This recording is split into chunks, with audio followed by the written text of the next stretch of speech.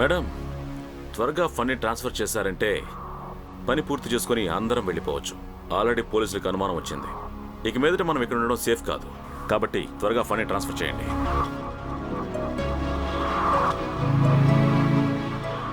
ఏంటి ఆలోచిస్తున్నారు? ఏమైనా కావాలా? నాకు నా పాప కావాలి.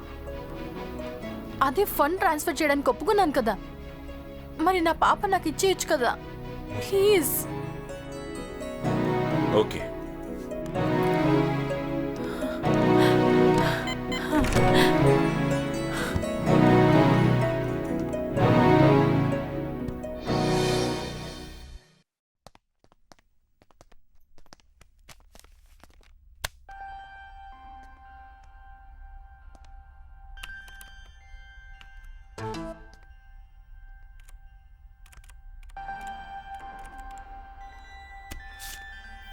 నెట్ కనెక్ట్ అయింది.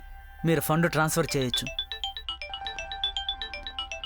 ఎస్ బాస్, చెప్పండి. బాస్, ట్రాన్స్ఫర్ జరుగుతోంది.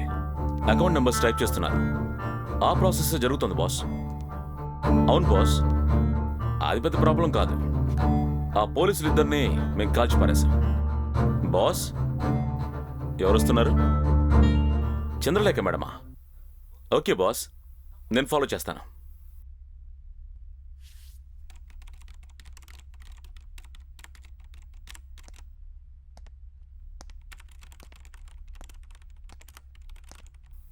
రేయ్, ఏమైందిరా? నెట్ సిగ్నల్ ప్రాబ్లం అన్నా. ఎందుకు?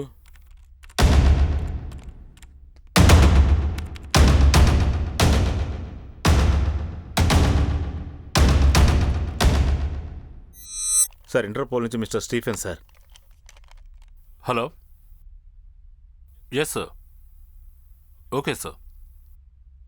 Thank you sir. ఇన్స్పెక్టర్, ఆ ఫ్యాక్స్ చూడండి. Okay sir.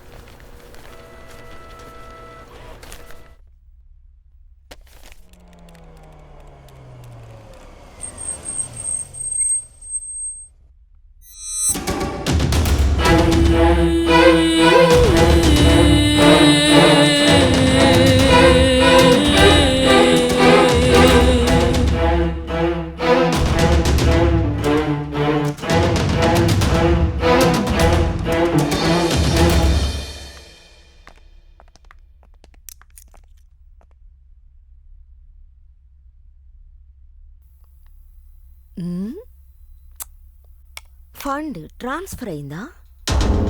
Network problem. ఆహా, నెట్వర్క్ ప్రాబ్లం. ఎంతసేపటి నుంచి? ఇదొకటి మధ్యలో. ట్రాన్స్ఫర్ చేయవే. మేనేజర్ వచ్చి చెక్ చేయండి.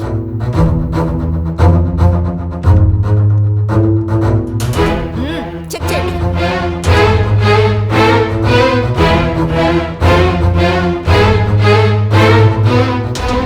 ఉదయం నుంచి కథలు చెప్తున్నారు.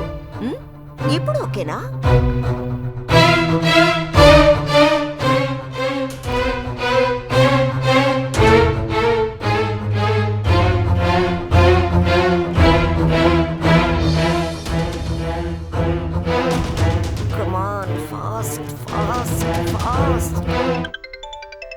ఫోన్ ఇవ్వండి. హలో బాస్, నెట్వర్క్ ప్రాబ్లం, అందుకే లేట్ అయింది. ఇప్పుడంతా రెడీ చేశా. ఇంకా కొద్దిసేపే పూర్తవుతుంది.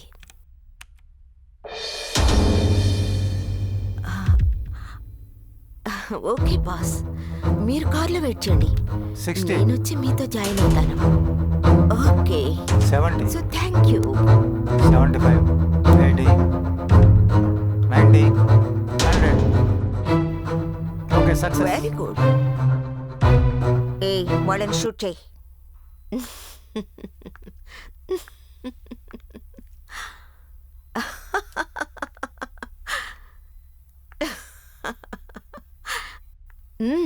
షూట్ చేయలేదా? సారీ మేడం, బాస్ నన్ను కిడ్నాప్ మాత్రమే చేయమన్నారు.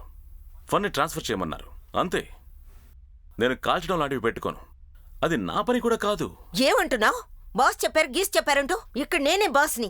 Mind it. Shoot them. కుదరదు మేడం. హే, ఇప్పుడు నువ్వు షూట్ చేస్తావా?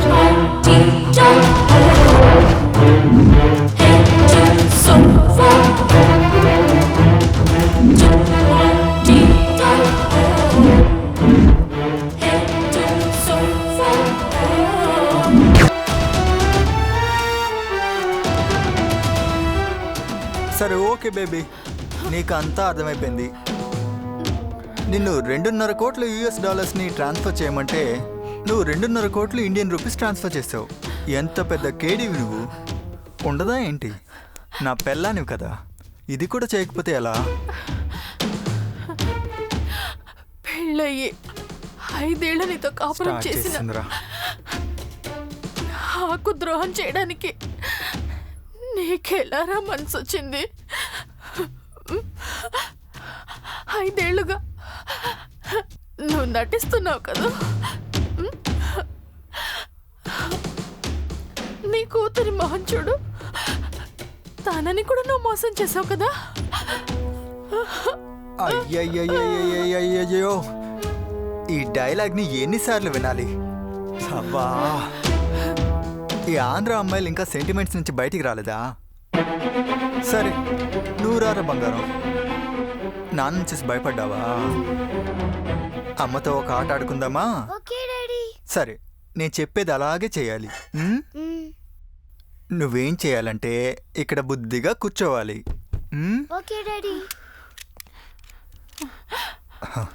మర్యాదగా ఫండ్ ట్రాన్స్ఫర్ చేయి, లేకపోతే నీ బిడ్డను చంపేస్తాను. నా కూతురు నేను చేయదు, నేను ఫండ్ ట్రాన్స్ఫర్ చేస్తాను. నా బంగారం, ట్రాన్స్ఫర్ చేసేయమ్మా. ముందే బుద్ధిగా ట్రాన్స్ఫర్ చేస్తా.